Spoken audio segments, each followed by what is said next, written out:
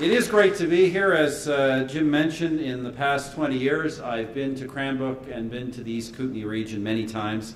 And whether I've flown in or driven here, as I used to, it always does my heart good to look at the Rocky Mountain Trench and these two mountain ranges, the mountains of opportunity, as you call them. It is a beautiful, beautiful part of this province and of our great country that you're able to call home.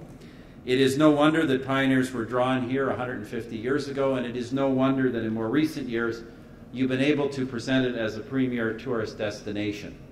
And it's to your credit that you have made the far-sighted decision to invest in those things that make it easier for more people to come here. Tourism is a win-win. The visitors enjoy what you have to offer, the golf, the skiing, the lake. You enjoy the jobs and the prosperity that they bring. The improvements you have made to this airport are particularly noteworthy. Improvements that, by the way, thanks to the tireless advocacy of your Member of Parliament, Jim Abbott, were among the earliest infrastructure investments that we supported after forming government in 2006. In fact, Jim and Mayor, I don't know if you were Mayor then, but Scott Manjack back then were already lobbying me, even before I got into office, on the necessity of making the investments here. But first of all, you lengthened the runway out there to 8,000 feet. This meant that your airport could safely handle the regional jets favored by the airlines for short and mid-range flights in both Canada and the United States.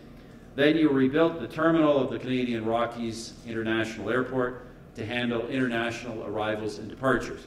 As a result of these upgrades, YXC now fits seamlessly into the hub-and-spoke system of continental air transportation. To put it another way, because of the work you have done together on your airport, the entire continent is now your marketplace. And that brings us to what we are doing here today. This is a relatively high elevation airport where flying is affected by a wide range of seasonal temperatures and conditions. These circumstances place added demands upon those responsible for its safe operation. C'est pourquoi je suis très fier d'annoncer un financement supplémentaire pour de l'équipement de sécurité et pour une rénovation de la voie de circulation et des pistes à l'aéroport de Cranbrook. I'm therefore very pleased to announce further funding for safety-related equipment and rehabilitative work on the taxiways and the runways here at Cranbrook.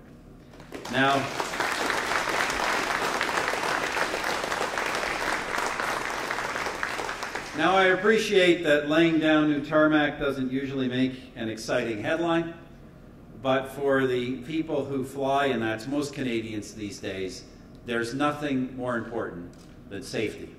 That's why we have extended the program through which we fund improvements such as this, and it is why, including today's announcement, we shall be investing in safety-related improvements at 38 airports right across this country. What our government has announced today will maintain and even enhance safe operations at the Canadian Rockies International Airport. It will be to the benefit of citizens of Cranbrook and indeed the whole East Kootenay region.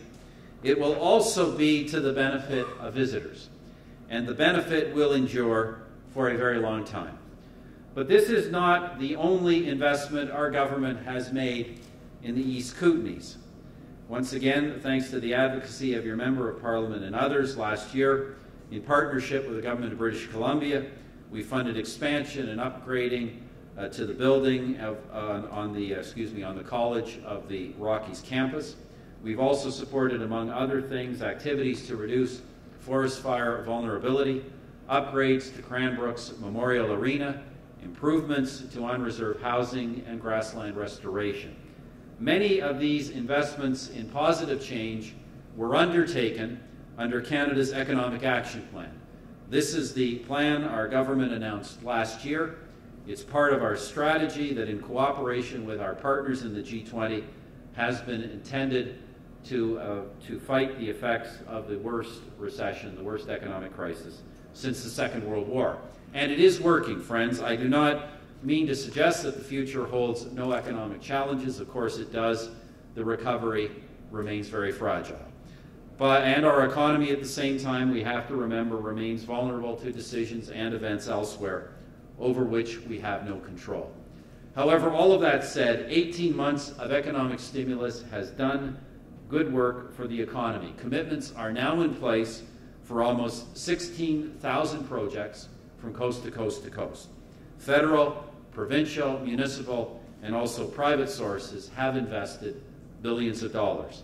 The construction of much-needed roads, bridges, docks, and yes, airport improvements has been accelerated. All this, by the way, while cutting taxes and assisting Canada's most vulnerable citizens. So what do we see? The indicators that matter most have been trending our way. Growth is up year over year, so is GDP, the sum of total economic activity.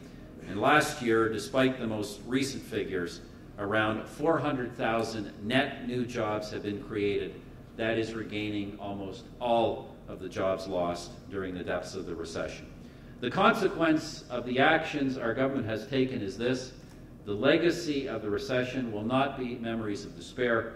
Instead, it will be a mood of hope embodied in these long-term investments. It will be a national expectation of greater things to come.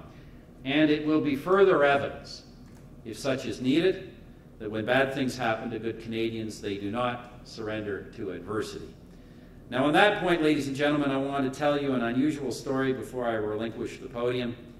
It concerns one of your own, a man from Cranbrook. One of the greatest rewards, I have to say, of serving our great country, one of the privileges of my office, is the opportunity to meet men and women who, by the way they lead their lives, make Canada the great country that it is. We've been talking today about aviation safety. We've also been talking about dealing with adversity.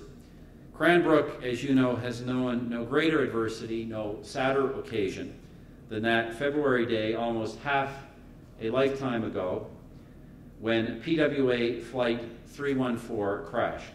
Now, I'm not going to dwell on the details because they're all well known to you here. However, of the few survivors that day, the most seriously injured was Ron Sims. Many of you know Ron, but today has been my first meeting with him. Ron was seated in the rear of the aircraft, which is how he survived. But as a result of his injuries, he lost both legs 6 inches above the knee. Now, for some people, they would have been ruined by that for life. Certainly, travel by air would have held little appeal for them. But this is what Ron did. After surviving this dreadful event, he went out and learned to fly. And before he hung up his keys a few years ago, he had logged more than 500 hours on a microlight aircraft with controls adapted to compensate for his lack of legs. 500 hours. That's almost 3 weeks in the air. Where I live in Alberta, we call that getting back on the horse that threw you. I suspect you probably call it something like that here as well. At any rate, Ron, it is an amazing story, and it's an inspiring one, and I know I congratulate you, and we all congratulate you.